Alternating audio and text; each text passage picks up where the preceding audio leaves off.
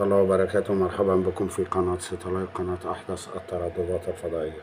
اليوم سوف نقدم لكم تردد باقة ترينج سبورت على قمر يوتلسات 16 درجة شرق.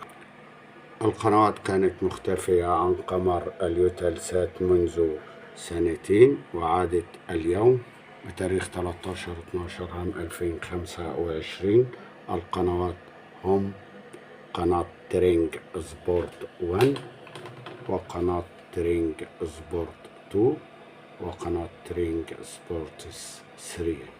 3 قنوات بتقدم جميع مباريات أوروبا، الباقة البنية، والثلاث قنوات بيعملوا بصيغة HD على قمر يوتلسات 16، والثلاث قنوات مشفرين وبيفتحوا بشفرة البيس أو بالشيرنج. الثلاث قنوات ظهروا على تردد 10802، معدل الترميز 30000، الاستقطاب أفقي على قمر يوتلسات 16 درجة شرقا. وده لوجو القنوات على الرسيفر.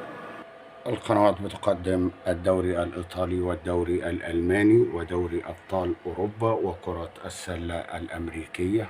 وده اسم القناة على لوحة الرسيفر: ترينج سبورت 1، ترينج سبورت 2، ترينج سبورت 3. ودي إشارة القنوات على لوحة الرسيفر 65%، يعني بتستقبل بأطباق بتبدأ من 70 و80 سنتي في شمال أفريقيا والمنطقة العربية بدون أي مشاكل في الإشارة. مشاهدة ممتعة، ولا تنسوا الاشتراك في قناة ساتلايت وتفعيل زر الجرس. والسلام عليكم ورحمة الله وبركاته.